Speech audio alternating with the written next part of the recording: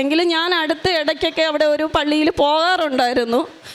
പക്ഷെ ഞാനത് വായിച്ച് ഓരോരുത്തരെയും സാക്ഷ്യം കേട്ടപ്പോൾ എനിക്ക് എന്തോ ഒരു മാതാവിലൊരു വിശ്വാസം വന്നു.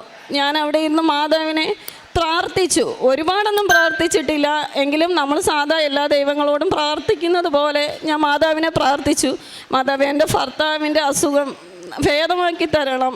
അതായത് ഭർത്താവ് ഗൾഫിലായിരുന്നു 4 വർഷം. 4 വർഷത്തിന് ശേഷം എൻ്റെയും മക്കളെ അടുത്ത് വന്നപ്പോൾ ആൾ എമർജൻസി അടിച്ച് ക്യാൻസർ 4th സ്റ്റേജിലാണ് എൻ്റെ മുന്നിലെത്തുന്നത്. 4 വർഷങ്ങൾക്ക് ശേഷം ഞാനും എൻ്റെ മക്കളും സംസാരിക്കാൻ കഴിയാത്ത എൻ്റെ ഭർത്താവിനെയാണ് കാണുന്നത്. ആ ഒരവസ്ഥയിൽ എനിക്ക് എങ്ങനെ പറയണമെന്നൊന്നും അറിയില്ല. അത്രയ്ക്കും ഞാൻ തകർന്നു നിൽക്കുന്ന ഒരവസ്ഥയിലായിരുന്നു. ഡോക്ടറെ അടുത്ത് ചെന്നപ്പോൾ ഡോക്ടർ പറഞ്ഞത് 4th സ്റ്റേജ് ആണല്ലോ, നിങ്ങളടുത്ത് ഇനി കൂടുതലൊന്നും പറയണ്ടല്ലോ, നിങ്ങൾക്കറിയാം കാര്യങ്ങൾ എന്ന് പറഞ്ഞു.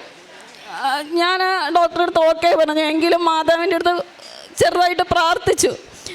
അപ്പോൾ ഡോക്ടർ പറഞ്ഞു കീമോയ്ക്ക് പോലും പറ്റുന്ന ഒരവസ്ഥയല്ല എന്ന് പറഞ്ഞു. ഒരു ഫസ്റ്റ് മെഡിസിൻ തന്നു വിട്ടു. അത് കഴിഞ്ഞ് രണ്ടാമത് വീണ്ടും ചെന്ന സമയത്ത് നമുക്ക് കീമോ സ്റ്റാർട്ട് ചെയ്യാമെന്ന് പറഞ്ഞു. ആൾ വാ തുറക്കില്ല, ഫുഡ് കഴിക്കില്ല.